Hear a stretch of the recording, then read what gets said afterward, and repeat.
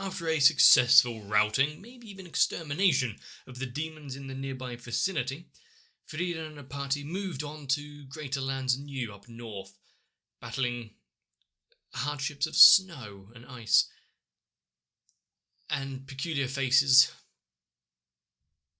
doing squats in a hut. But with another elf at least acknowledged in the world, the race isn't extinct just yet. But with him moving on, doing his own things, doesn't mean we'll be facing off and meeting even more in the future. And if not just a chance encounter, is he going to return with grand news or some event? But as we saw, both Fern and Stark coming into their own, managing to tackle those demons from before. So what kind of future challenges are they going to be faced with? One that they're going to have to step up to and try to grow into the boots of the hero party that came before them. And considering Frieren is with them and leaving their own little legend behind them, should make for an interesting story. So as we're moving further up north to see what this heaven is like, you should be in for a good ride. So grab yourself a drink and let's watch some more Frieren.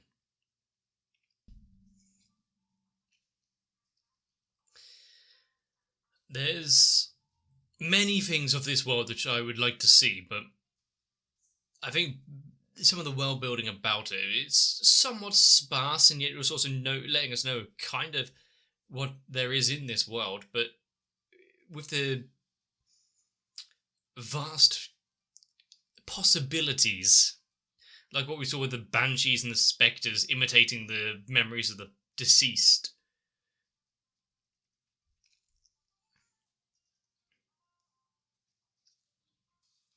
And the demons learning human speech just to be able to try and trick them.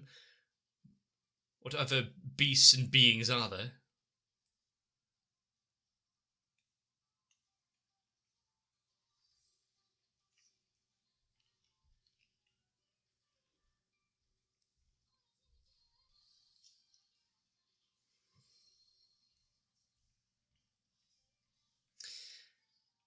And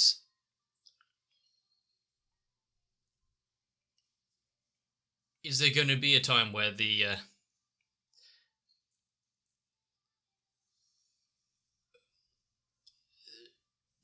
Frieren gets a chance of redemption? The ghosts of the past. We're up in this northern heaven.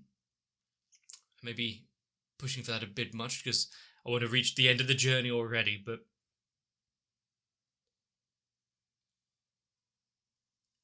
it is the trek which makes it interesting. They're going over the mountain pass. You can't let her sleep when it's so cold.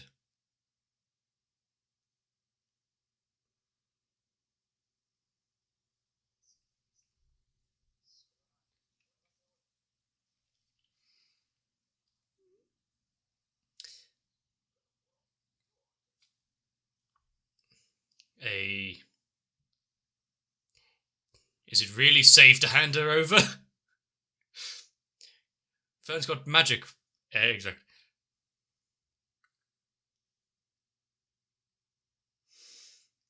No particular reason at all, Stark.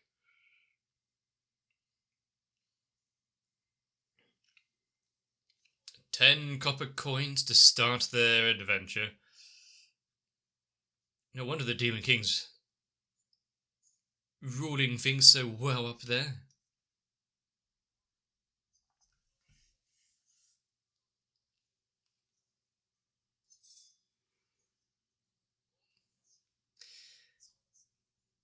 I mean, all adventures start from somewhere. A replica? Do they just sell it on the corner stalls?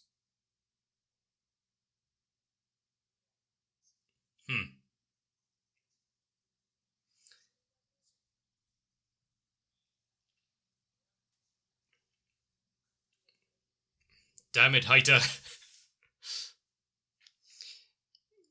So he set out to try and prove him wrong, right? What better reason is there to be a hero?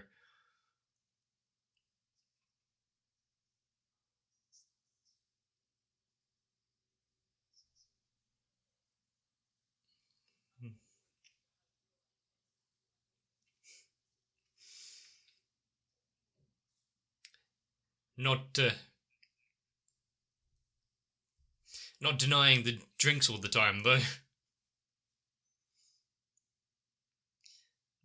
That's the scene that she's dreaming of here. And now, back to the harsh reality, the snowstorm.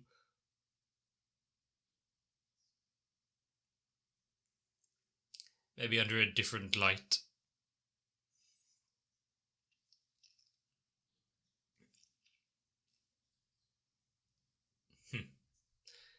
Is there a spell to keep the snow off of them? Much like waking up early in the mornings, there are some things that...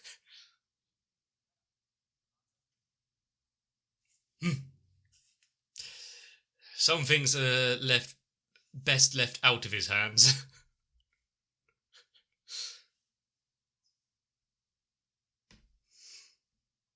Poor Stark, just trying to help.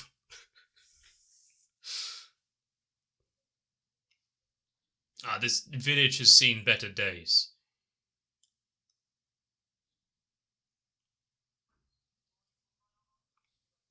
Maybe it was just a hut on the outskirts that was...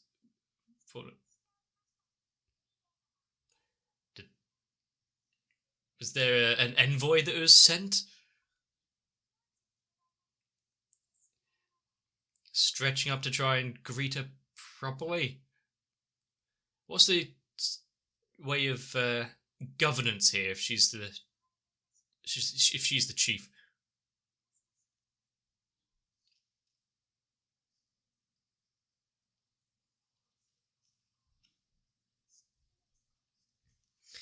Is it a place of storied legend?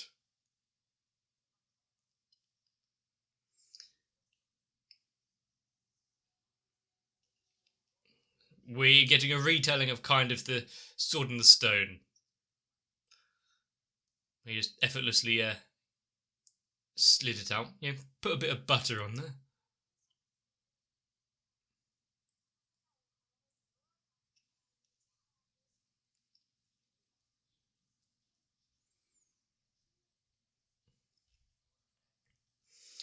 And was Frieren there at the time?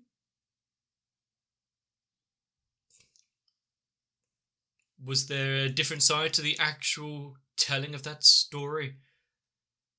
Or was that the fake sword?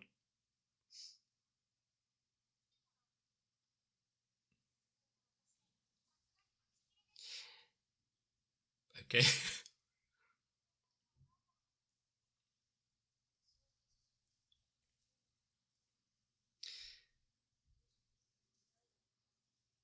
What's an extra 30 years?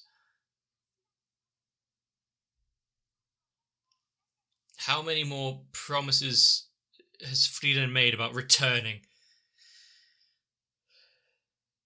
Yeah, a 30-year difference could make all the change to the village. And this Lord of the Mountains, what exact... Oh, good dog.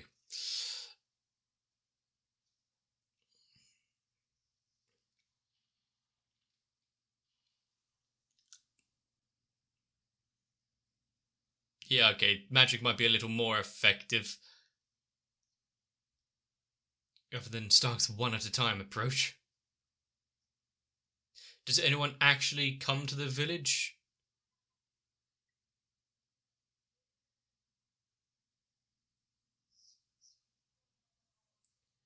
The village is no longer holding the hero's sword of the part of the legend, so why would people come to try and claim it? I don't think the tourist trade is all too good around here.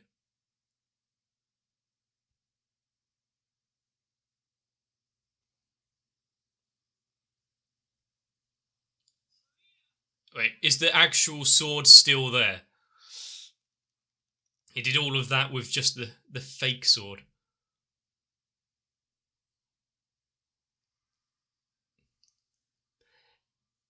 Interesting design.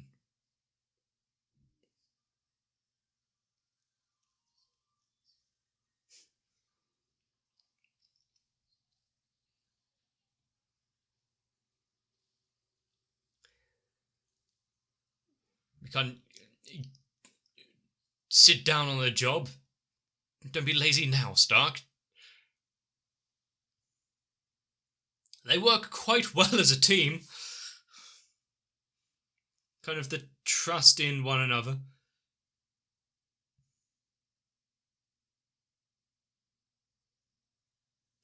Time to move on. Are they not going to sit around for another 2 years?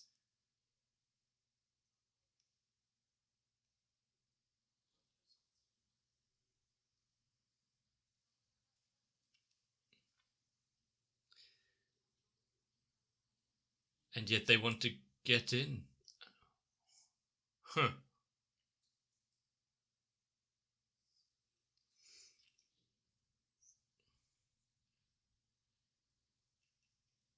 It's time to tell the truth.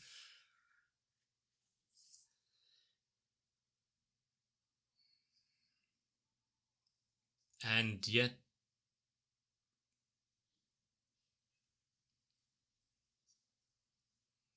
they still achieved so much. Even without this damn sword. He'll prove the sword wrong now.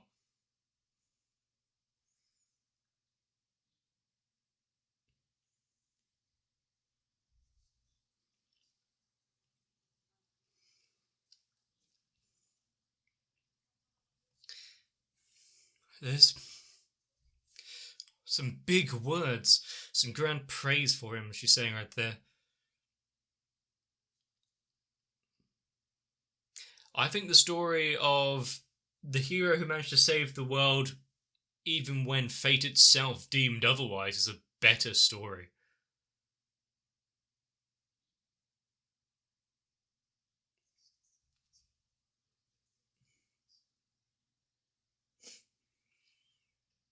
How many tales throughout history say of these grand deeds and people, as she said, their true selves lost to the passage of time.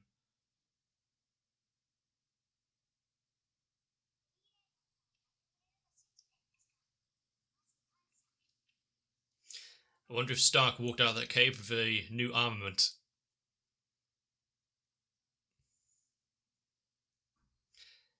This time actually 50? Give or take a decade or two.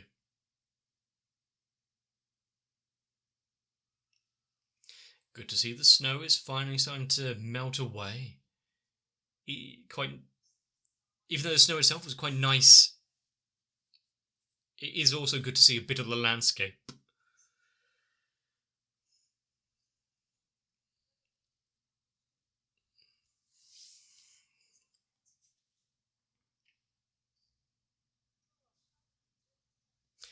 Are they going to do anything to celebrate?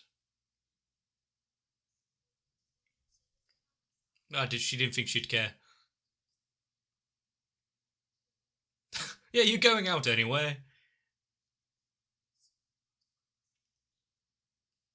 I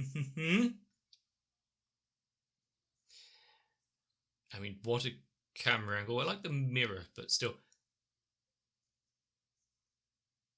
Has she thought of something in advance there? Also, is Miyazaki in charge of the direction there of those shots? She dived at that box. Oh, it's the meme kind of thingy.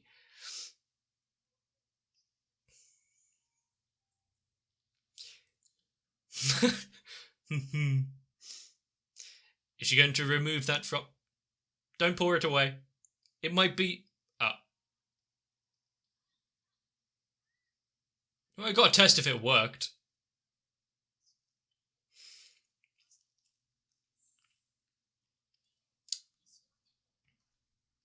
She ruined his birthday present.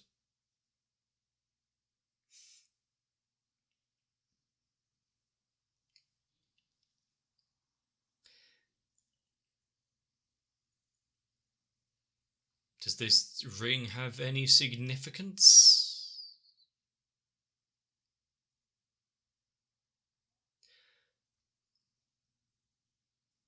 Is there going to be another story attached to that?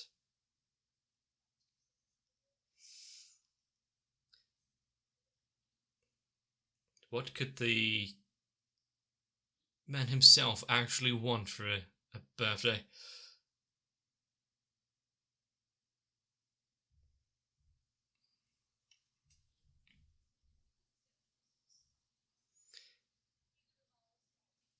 He's so helpful.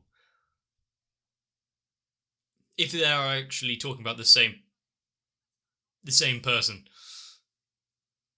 there might be a lot of people out there with different kind of axes. Wow, so many things already early in the morning.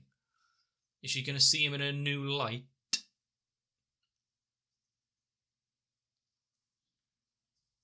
No way.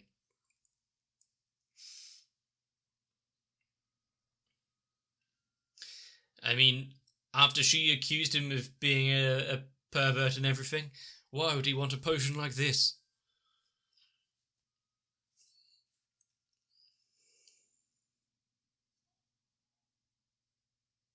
Ha! You're ruining the good...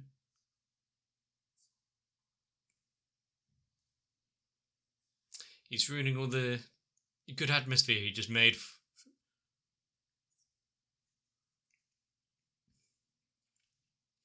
I'm sure Frieren would appreciate the funny clouds.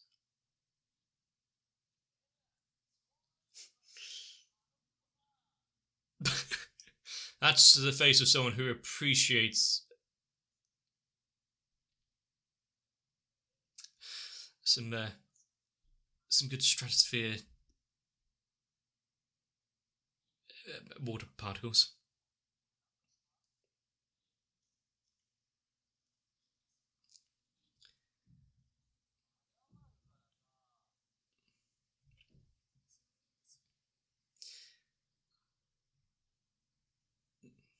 Just ask straight up. Does he even know it is his birthday?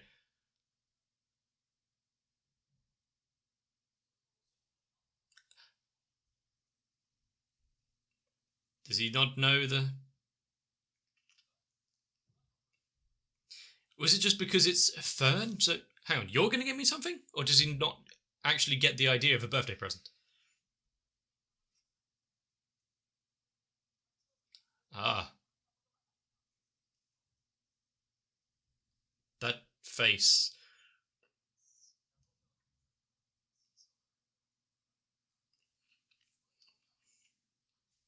So it's just another day for him.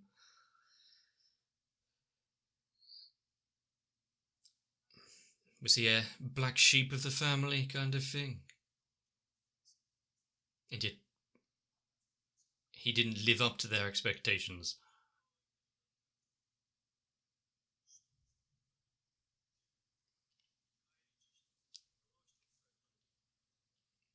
Truly elegant.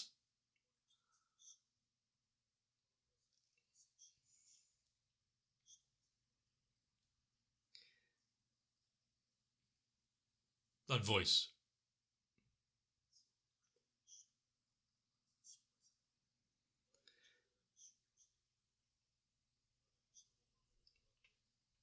At what age are they expected to go after monsters on their own? And do they get handed a request to go hunting, or is it a, you got to find it yourself kind of deal? Ah, his white cloak. I mean, he's not that good of a warrior. He couldn't avoid the mud.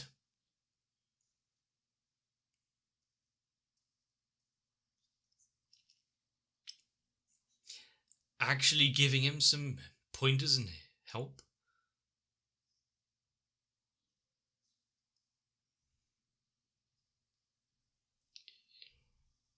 And push comes to shove and the danger actually approaches.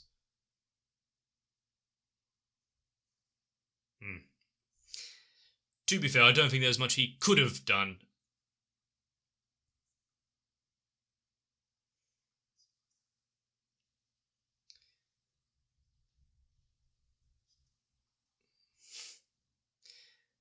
I don't think it's wise to value himself based on someone else like that.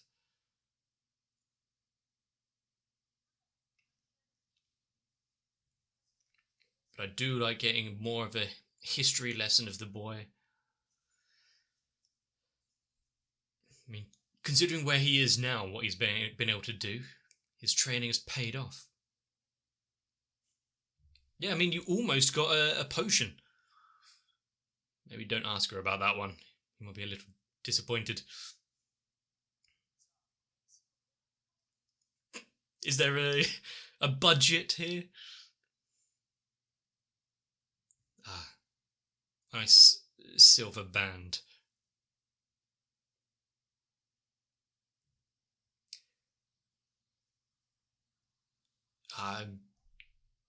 Is it normal size? This is how... I mean, he's not wrong. Birthday Hamburg steaks.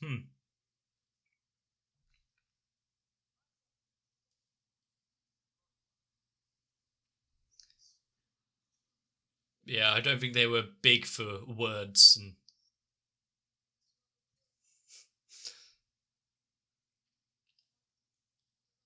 So it was an unspoken message.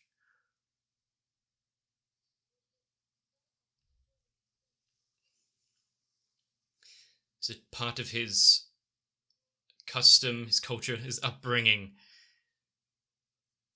So if they didn't work hard, they wouldn't get steak. Burgers.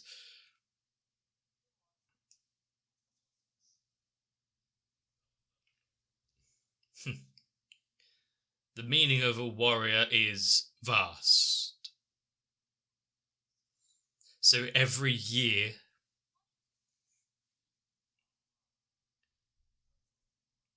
And his brother.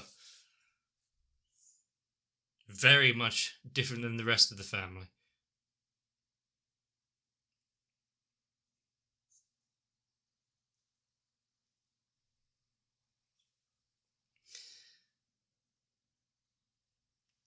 He can't be seen to turn tail and flee, but I think there's some kind of locked away and repressed memories there, which has affected him for so long.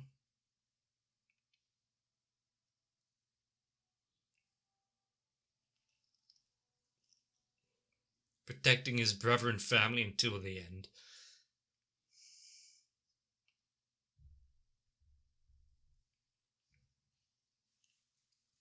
I think more than any present that he's ever received, it's the gift of understanding. There's a little left. He might like that. It'd make one hell of a birthday.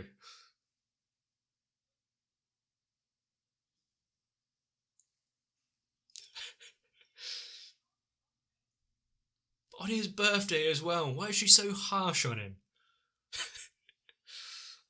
But god damn.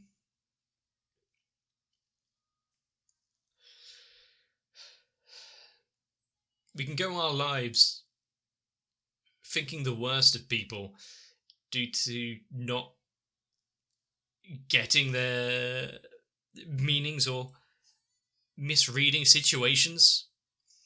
Much like him saying his entire family never received anything.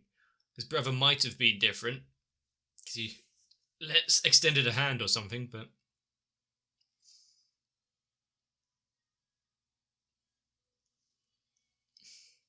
he now has a profound appreciation for all of them. Well, his brother.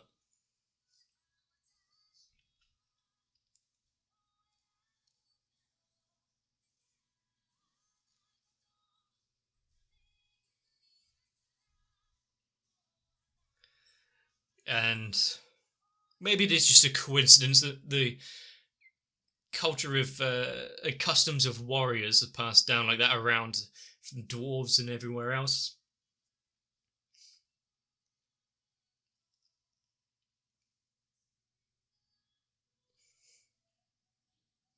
It was painful.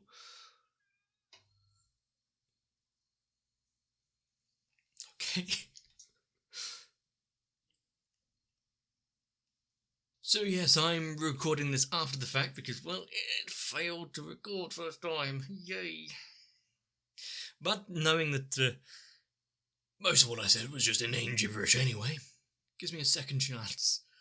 But as we saw quite a lot in that episode itself, sometimes the memories and history of the past isn't quite what transpired. It's more just what is left down, passed down through word of mouth, or maybe just written in legend, but the truth is rarely as depicted. Having the hero's sword still embedded into the stone rusting away, while the true victor of the era himself defeating what even fate told him he can't do. Him all carving out a path for himself that doesn't need fable or legend behind him. And though many a statue depicting a great deal of honour and integrity, the real man doesn't quite live up to that. But unlike many a show which might have just caved and done, oh, he secretly took that sword and became the hero that he dreamed of long before, Frieren manages to find something different. All the old prophecies can go screw themselves. Who needs to be deemed a hero when you can work towards it?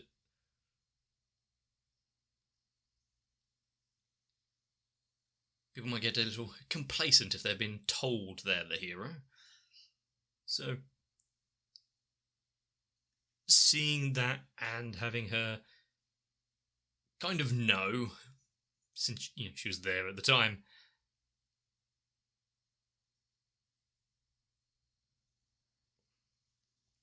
the village all in on it, so don't worry, we'll protect the name and the legend of this hero.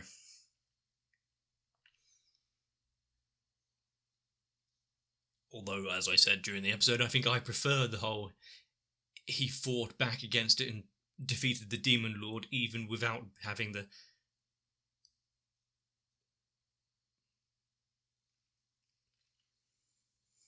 say-so of this mystical sword. With nothing but a replica, he went out and slew the Demon King. Also, I've had a few birthdays now. None quite as eventful as they used to be. Although at least I got a present or two. The fact that he has become accustomed to not receiving any gifts and thought, no, it's just how it is.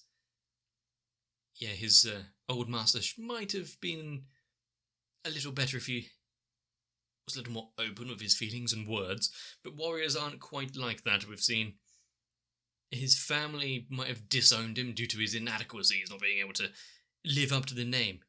What were they managing to accomplish at those kind of ages?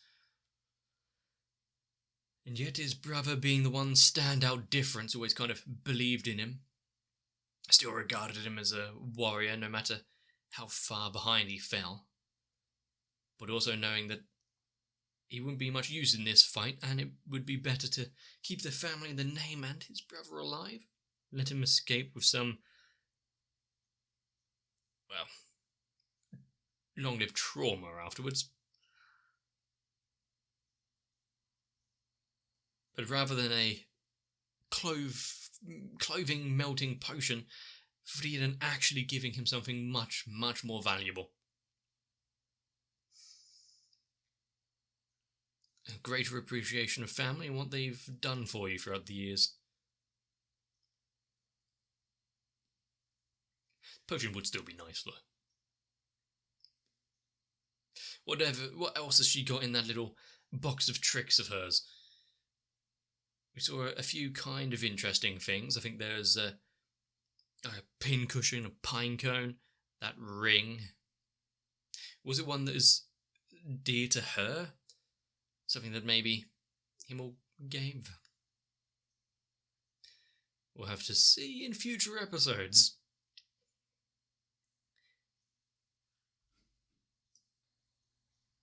What I do know, though, is that Frieren still has a ways to go to fully understand people's feelings and emotions. Poor Fern is going through so much, just trying to keep her reined in. They're all going to grow into well-adjusted adults. This show, once again, managing to take something on its surface of just being somewhat banal. A birthday with no presents because he was training hard, turning it into a touching story and growth at that as well.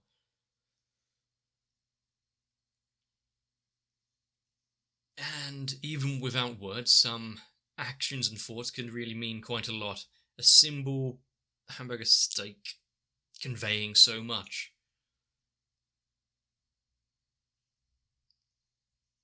A sense of adequacy, the feelings and thoughts of a warrior, the toil of another hard years of training.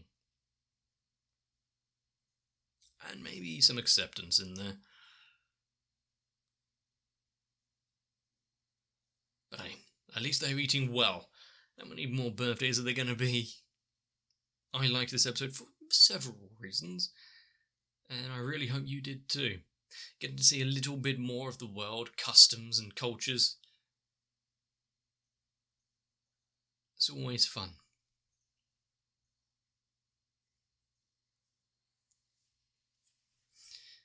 Even when they're not trying to fend off against some humanity-destroying monster. But I definitely want to see more, and hopefully you do as well. If you enjoyed this episode, maybe let me know. If you leave a like and a comment on the video, it helps out the channel probably more than you can realise. And also, don't forget to subscribe to the video if you don't want to miss out. Of course, if you're just here for this one and then want to leave again, that's up to you. Although, why have you stuck around this long? But definitely get yourselves a bit of rest. Try not to imagine any peculiar potions. And I'll see you for the next one.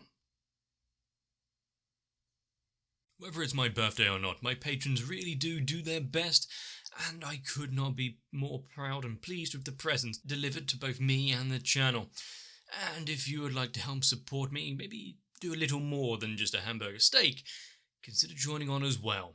And be here for the party alongside Noku, Sao, Guado, Kite, Raywin, Shiwan, Tori Jane, and everyone else.